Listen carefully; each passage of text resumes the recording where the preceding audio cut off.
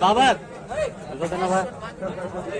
الصلاة والسلام على شفيع المرسلين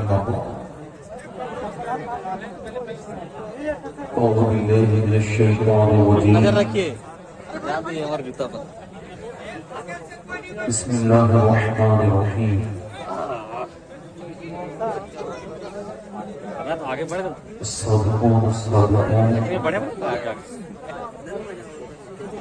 أولئك المفلحون صدق الله العظيم کیا بات رضا اس چمنستان رب کی زہرا ہے کلی جس میں حسین اور حسن پھول تیری سرکار میں لاتا ہے رضا اس کو شفیع تیری سرکار میں لاتا ہے رضا اس کو شفیع جو میرا غوث ہے اور لاڈلا بیٹا تیرا پورا علماء بابا سے بلند درود پاک پڑھے ایک شخص بھی خاموش نہ رہے زور سے پڑھے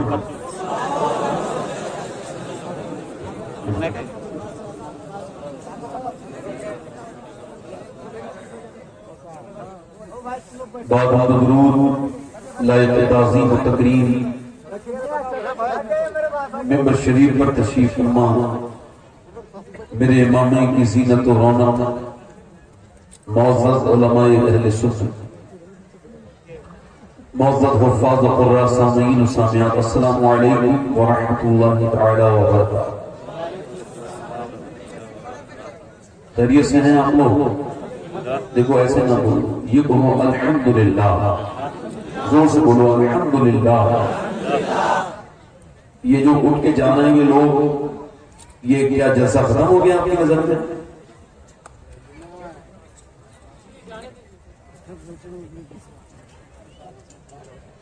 اور کسی صاحب کو جانا ہے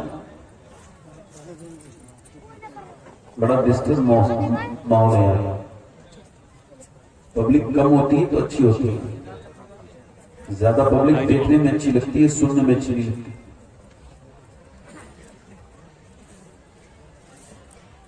اگر آپ اتنے بڑے مجمع میں جمع ہوئے ہو اور خالی ہاتھ لوٹ گئے اور آج بھی اس زمانے میں تو پھر کیا کہاں ہمیں کچھ ملے گا جتنے بھی لوگ ہیں کوئی ایگو نہ بڑھ گئے کیا کر رہے ہو جیسا تھا ویسے کرو جیسا تھا ویسے کرو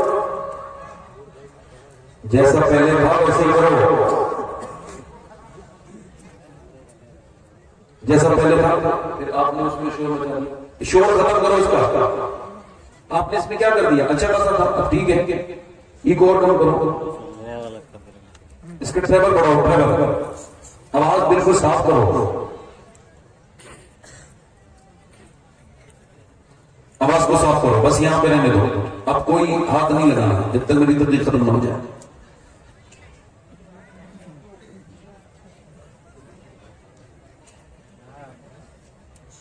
جن لوگوں کو مرنا ہے نا مطلب مرنا تو سب کو ہی ہے مگر جن کو یہ یاد ہے کہ انہیں مرنا ہے وہ بیٹھ کے میری تقریر سنیں ان کے لیے میری تقریر میں کچھ نہ کچھ ملے گا اگر جو یہ سمجھتے ہیں کہ وہ ایسی پیدا کر دیے گئے اور ایسے جیتے رہیں گے اور جنہیں موت یاد نہیں ہے تو انہیں تقریر کوئی فرق نہیں پڑتا تقریر سے کوئی فرق نہیں پڑے گا ان کے اوپر چاہے وہ عام ہو یا خاص ہو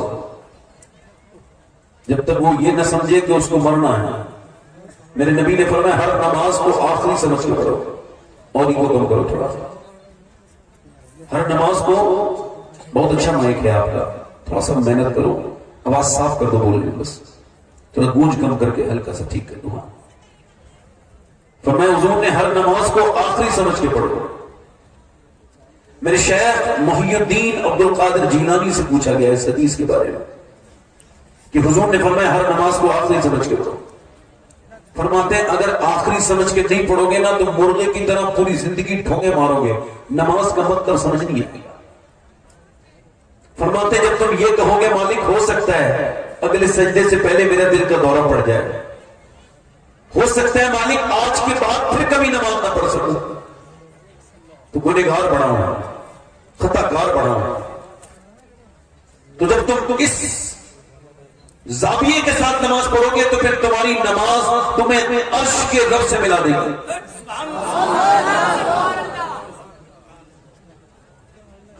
तो जब नमाज आखिरी समझ के पढ़ी जा सकती है तो तकरीर भी आखिरी समझ के की जा सकती है।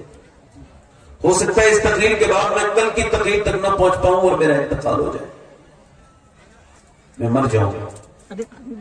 अगर ऐसा हो सकता है तो यूं भी हो सकता है कि इस महफिल में कुछ लोग ऐसे हों जो आज के बाद फिर कोई नसीहत ना सुने, उनकी मौत आने वाली हो।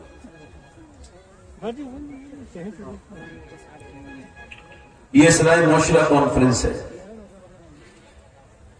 तो अपनी मैंने कैंसर के मरीजों को देखा है, बीमारों को देखा है मैंने।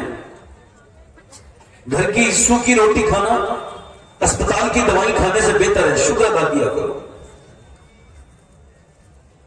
अपने घर में आसानी से सांस लेना अस्पताल में मशीन से, ऑक्सीजन मशीन से सांस लेने से बेहतर है। एक 70-80 साल के बूढ़े को अस्पताल में भर्ती किया गया, सांस लेने में दिक्कत थी। उसको जब मशीन लगाई गई ऑक्सीजन, वो ठीक हो गया, मगर बिल आया 90,000 का। उन्होंने लगा देख करके बिल, तो डॉक्टर ने कहा, मैनेजमेंट ने कहा पैसे ज्यादा लगते हैं तो कुछ हम कर सकते, कुछ कम कर सकते हैं, आप रोइए मत। उसने कहा डॉक्टर साहब अल्लाह ने इतना दे रखा है कि सारा अस्पताल खरीद सकता हूं यही खड़े खड़े। कहा फिर रो क्यों रहे हो? कहेगा रो इस वजह से रहा हूं कि आपके इस, मैंने मशीन से 1.5 दिन सांस लिया है तो आपने 80 साल का बिल बिठा दिया, और अल्लाह की हवाओं में मैं 80 साल से बुरा जो है वो सांसें ले रहा हूं। मैंने कभी सोचा नहीं कि फ्रेश हवा में सांस लेना ये कितनी बड़ी अल्लाह की नेमत है।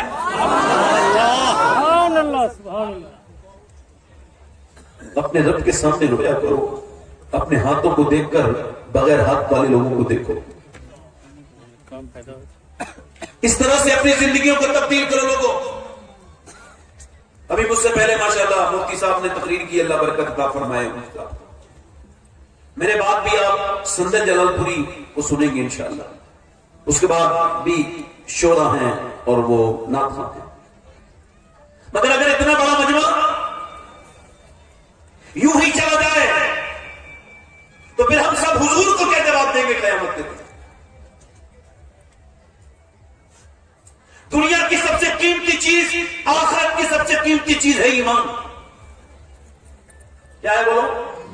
और ईमान किसी के पाप की जागीर नहीं है, अल्लाह की रहमत का नाम है। वो जब चाहे छीन ले। और इधर देखो, पाकीज़गी का दूसरा नाम ईमान है। ईमान पाक है, पाकीज़गी को पसंद करता है, और गंदगी को ईमान पसंद, इसका थोड़ा सीटी कम करें, गंदगी को पसंद नहीं करता है।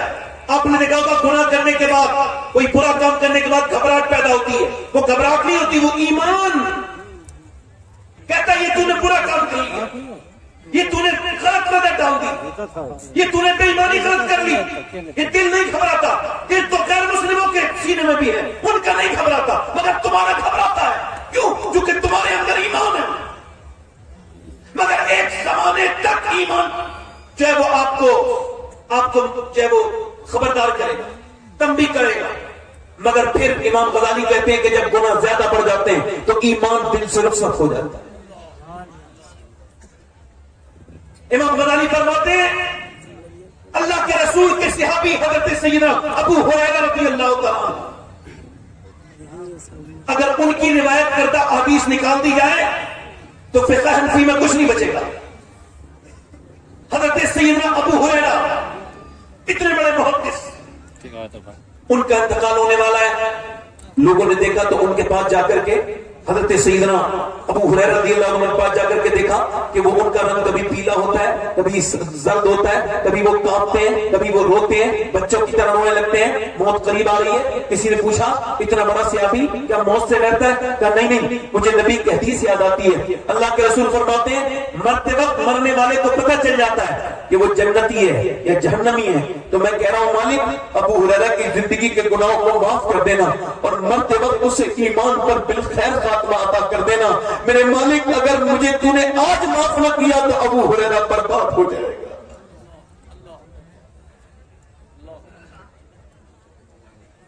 حضرت سیدنا جنید بغدادی کا ایک مرید ہے، وہ بالکل موت کے قریب ہے، موت اس کی قریب ہے، وہ موت کے قریب ہے۔ آپ نے اس کے سامنے قرآن شریف پڑھا، اس نے کہا مجھے قرآن سے نفرت ہو گئی ہے، بند کر دو اس قرآن کو، معاذ اللہ، کہو معاذ اللہ۔ آپ نے فرمایا درود، آپ نے فرمایا کلمہ پڑھ، اس نے کہا کلمے سے نفرت، اسلام سے نفرت، مر گیا۔ 40 دن لگاتار حضرت سیدنا جنید بغدادی 40 دن تک روتے رہے، لگاتار روتے رہے، یا اے اللہ میرا شاگرد تک کیسے مرا، بے ایمان کیسے ہو کے مر گیا، اس کے کھلے خاتمے پر فکر مند رہے۔ 40 دن کے بعد دیکھا جہنم کے فرشتے جہنم میں گھسیٹ کر کے لے کے جا رہے ہیں۔ ارے اللہ اکبر، آپ نے پوچھا تیرے کون سے ایسے گناہ تھے جو برباد ہو گیا؟ وہ رو کے کہنے لگا حضور میری زندگی برباد ہو گئی، میں اب ہمیشہ جہنم میں رہوں گا، میں کبھی جہنم سے نہیں نکلوں گا، میں برباد ہو گیا۔ اور میرے اندر 2 گناہ تھے، 2۔ ایک گناہ تو یہ تھا میں ایک گناہ یہ کرتا تھا کہ عورتوں کو بری نظر سے دیکھا کرتا تھا، یہ میرا چھپا ہوا گناہ تھا، کسی کو پتا نہیں تھا مگر میں بدنگاہی کرتا تھا۔ اور دوسرا یہ تھا کہ میں اپنے دوستوں کے کہنے پر کبھی کبھی شراب پی لیا کرتا تھا، اس وجہ سے میرا ایمان مرتبہ ختم ہو گیا۔ اللہ اکبر، آج کے نوجوانوں سے ذرا پوچھو، حضرت سیدنا امام حسن بصری مولا علی کے نہ صرف خلیفہ بلکہ مرید بھی ہیں، ان کے شاگرد بھی ہیں، اور انہوں نے ام المومنین ام سلمہ کا دودھ بھی پیا ہے۔ وہ فرماتے ہیں کہ میرا ایک مرید کا سب سے بہترین حافظ، سب سے بہترین قاری، بصرہ میں اس سے زیادہ پکا کوئی حافظ نہیں تھا۔ وہ ایک دن میرے پاس آیا، آ کے بولا حضور میرے سینے سے پورا قرآن نکل گیا، میں برباد ہو گیا، میں کہیں کا نہ بچا، میرے لیے دعا کر دے، میں برباد ہو جاؤں گا۔ میں نے پوچھا کیا ہوا تھا؟ کہنے لگے کل دوپہر میں جا رہا تھا، ایک لڑکی کو میں نے دیکھا، اس کا پیچھے کرنے لگا، تھوڑی دیر اس پر میں نے بری نظر ڈالی اور بری نظر ڈال کے اس کے پیچھے چلتا رہا۔ اس نے پلٹ کے مجھ سے کہا تجھ کو شرم نہیں آتی؟ ایک تو مسلمان ہے، دوسرا حافظ قرآن ہے، پھر بھی ایک مسلمان لڑکی کی طرف بری نظر سے دیکھتا ہے، تجھ کو شرم نہیں آتی؟ کہتے ہیں میں نے یہ سنا، وہ کہتا ہے میں نے سنا، میرے سینے میں اس کے الفاظ لشکر کی خنجر کی طرح داخل ہو گئے، میں گھبراہٹ کے ساتھ کانپنے لگا اور میرے اندر نشتر کی طرح اس کے سینے کٹ گئے ان الفاظ سے، اور میں کانپتے میں نے پھر قرآن پڑھنا چاہا تو پھر مجھے قرآن یاد نہیں رہا۔ حضور ابھی تو صرف بدنگاہی کی وجہ سے میرا قرآن نکلا ہے، کہ ایسا نہ ہو میرا رب ناراض ہو جائے اور میرا ایمان بھی نکل جائے۔ میرے لیے دعا کرتے۔ حسن بصری اتنا روئے کہ پوری داڑھی بھیگ گئی اور ہاتھ اٹھا کے کہنے لگے اے اللہ میرے مرید کو ایمان قرآن واپس دے دے، اس کی خطا کو معاف کر دے۔ وہ بھی دعا کرتا رہا۔ اب مجھے بتاؤ کہ آج کے زمانے میں ایسے پیر ہیں؟ نہیں، پیروں کو نظرانوں سے مطلب ہے، انہیں مسلمانوں کی امان سے کوئی مطلب نہیں ہے۔ مجھے بتاؤ اگر مرتے وقت ایمان چھن گیا لوگوں تو فکر کیا ہوگا؟ آج کل کے نوجوانوں کی تنہائیاں برباد ہیں، ان کے فیس بک نے، ان کے انسٹاگرام نے، ان کے روز اپڈیٹ ہونے والے ڈیٹا نے ان کو برباد کر دیا۔ انہوں نے فیس بک میں گندی تصویریں بھی دیکھتے ہیں، گندی فلمیں بھی دیکھتے ہیں۔ مسلمانوں کیا ہو گیا یہ بتاؤ؟ تم اپنے بچوں کو کیوں نہیں غور کر رہے؟ مسلم کے 10 سال کے بچے گندی تصویریں، گندی فلمیں دیکھ رہے ہیں۔ خدا نہ کرے مرتے وقت ایمان پہ خاتمہ نہ ہوا تو کیا ہوگا؟ بتاؤ ایمان چھن گیا تو کیا ہوگا؟ بولو پھر کیا ہوگا نوجوانوں؟ اور تمہاری یہ آنکھیں، تمہاری ذہنیت اس طرح کی کہ تم گندے صرف نہ صرف دیکھتے ہو بلکہ ویڈیو کا اسٹیٹس بھی لگاتے ہو اور ان اسٹیٹس کو دکھا کہتے ہو کہ دیکھو میں مسلمان ہوں، نام میرا محمد غلام محمد ہے، نام میرا محمد ندیم ہے، نام محمد شہباز ہے، نام محمد آصف ہے، نام محمد ثاقب ہے، نام محمد اجمل ہے، یہ سارے میرے نام ہیں مگر میرے کام تو دیکھو۔ مسلمان ایسے یہودیوں کی طرح ان کے کام، ارے شرم آنی چاہیے تھی۔ ہم سے بہتر تو پہلے کے زمانے کے فقیر تھے، پہلے کے زمانے کے فقیر تھے میاں۔ کہ جب مسجد میں ایک آدمی بھیک مانگ رہا تھا، اس نے بھیک مانگا ایک انگریز سے، انگریز نے کچھ دے دیا، جب انگریز نے کچھ دے دیا اس کا پرس گر گیا، کچھ اور اس کا پرس کو देख लिया मुसलमान ने, पर्स उठा लिया, अंग्रेज जा चुका था, ढूंढा मिला नहीं, कई महीने के बाद अंग्रेज आया, उस मुसलमान फकीर ने कहा ये आपका पर्स है। उसने पर्स के पैसे चेक करके कहा पर्स तो मेरा ही है। क्या तू भिखारी नहीं है? इसमें इतने पैसे थे, तेरी जिंदगी बना सकती थी, तूने ये लिए क्यों नहीं? कहने लगा मैं भिखारी तो हूँ मगर बेगैरत नहीं हूँ। क्या मतलब? क्या तू ईसा का उम्मती है? मैं मुस्तफा जाने रहमत का उम्मती हूँ। अगर तेरे नबी ने मेरे नबी से ये कह दिया होता कि आपका उम्मती चोर है तो मेरे नबी को तकलीफ हो जाती। मैं भिखारी हूँ मगर अपने नबी से बहुत मोहब्बत करता हूँ। ये अपना पर्स ले ले, ये अपना पर्स ले ले और ये अपना ले ले। अंग्रेज बोला पर्स बाद में देना, पहले मुझे जरा कलमा पढ़ा के मुसलमान कर दे। अरे जिस उम्मत के फकीर की ईमानदारी का ये आलम है, उस उम्मत के नबी की ईमानदारी का आलम क्या होगा? नौजवानों, बम्बई के हीरो की तरह बाल कटवाने वालों, उसी की तरह कपड़े पहनने वालों, तुमको शर्म नहीं आती? अपनी जवानी को बर्बाद करने वालों, इसकी हिफाजत करो। जवानी के बारे में क़यामत के दिन सबसे पहले पूछा जाएगा, इसकी हिफाजत करो। और बम्बई के आवारा लोगों की तरह जवानी मत बिताओ, जवानी बितानी है तो चलो करबला। और हुसैन के उस बेटे को देखो जो 18 साल का अली अकबर है, उसने इस्लाम पर जान कुर्बान की और दुनिया से कह दिया अगर जवानी कुर्बान करनी है तो दुनिया की दीवानी न बनाओ, मदीने वाले की दीवानी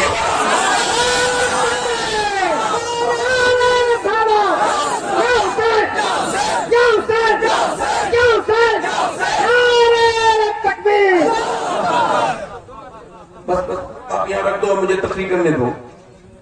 एक हदीस शरीफ जब से पढ़िए मैं मना नहीं करता हूँ, बस हाथ नहीं मिलाना है। जोर से बोलो सुभान अल्लाह।